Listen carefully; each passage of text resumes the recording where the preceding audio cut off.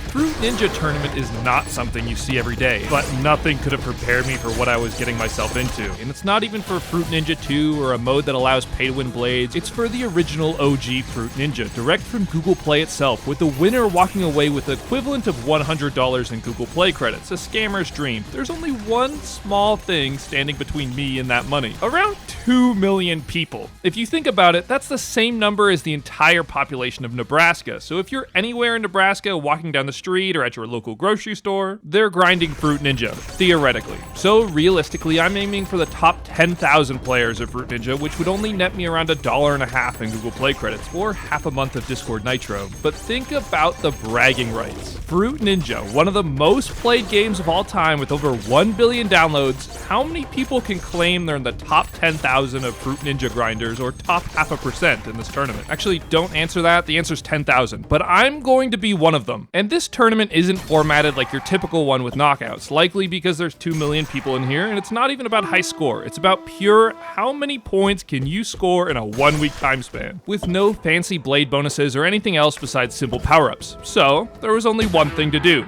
play the game. A lot, match after match, and I was getting around 1,000 score a game if I was lucky. And I wasn't using any power-ups because I might be insane for doing this, but I'm not dropping an insane amount of cash on a one-time use Fruit Ninja power-up, so I set my sights elsewhere. What am I missing, especially with people already thousands if not millions of points ahead of me? And so I turned to the one spot where I could find the hardest of hardcore Fruit Ninja players, Reddit. And they pretty much told me it was luck and to get good, so I did exactly that. And over the next few hours, I put my all into playing Fruit Ninja and identifying bomb timings and what to look for to improve my score more, and I got my first 2,000 point score. And then the unthinkable happened. I got banned from Fruit Ninja, or more so just the league itself. I could still play the game, just the score wouldn't track. I was likely flagged like the handful of the most dedicated Fruit Ninja players on the Reddit for grinding too fast, playing too much, and being too much of a Fruit Ninja degenerate. But it's unclear why this actually happened. It didn't affect everyone. There definitely was some hackers with millions of scores, and I mean, first off,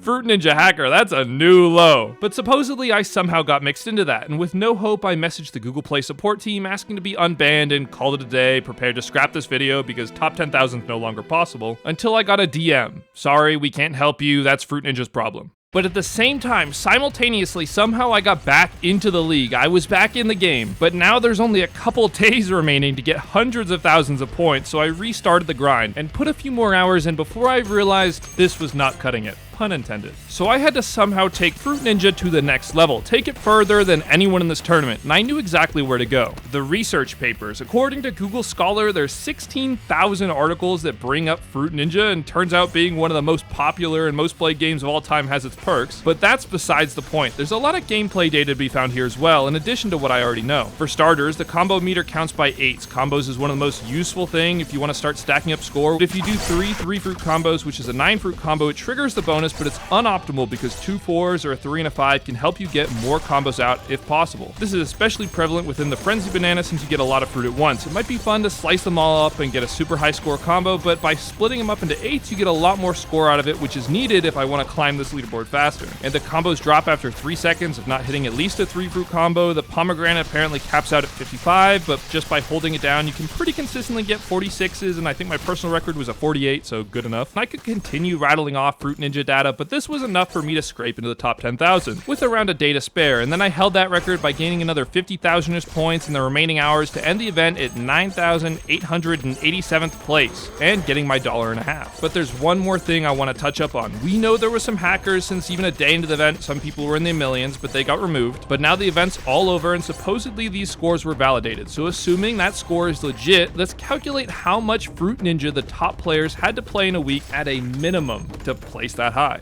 Overall, each match takes around 1 minute and 20 seconds. The match itself is 1 minute, but with the freeze banana, the continue screen, the score tallies, and going into the next match, that takes up some time, and let's say that's 20 seconds on average. And an average score, which is arguably high, but remember, we're talking about the best Fruit Ninja players in the world here. For a 1-minute arcade game with no blade modifiers or anything else, I would say 2,000 points. So with 2,000 points every minute and 20 seconds, that's roughly 45 games an hour, netting you 90,000 points an hour. I ended the event at 200 119,000 points in around 9-ish hours of having the app open. I wasn't the most optimal at the start and got pretty burned out. But in order to score the top 3 scores at 90 points an hour, you would need to spend around 66 hours of straight Fruit Ninja throughout the week this event's going on. That's a full-time job plus overtime and then some in a completely optimal state with zero downtimes or breaks, purely gameplay. So realistically, they probably spent even more time than that grinding for the grand prize of $100 in credits for the winner, or only 50 if you're the unfortunate guy who put all that time in just to get second. But also, it has now come out that multiple of the top scores were by the same guy on multiple accounts with an auto swiper. And he said that over 50 of the top scores were by similar hackers, and he's made $150 off Google Play through this tournament alone through hacking. And who's to say similar things aren't happening in leagues for other games? But shout out to the guy who placed 20th with 2 million points, which apparently took him 127 hours. Completely legit over the 1 week this event went on. You're the real winner in my book. But these scores are absolutely insane. I could have never imagined people would have gotten scores this high when I first joined. That's some true dedication right there. These guys do not play around with their Fruit Ninja. But I hope you enjoyed this video. It was fun dusting off such an old game and relearning all the intricacies, and I hope to see you in the next one.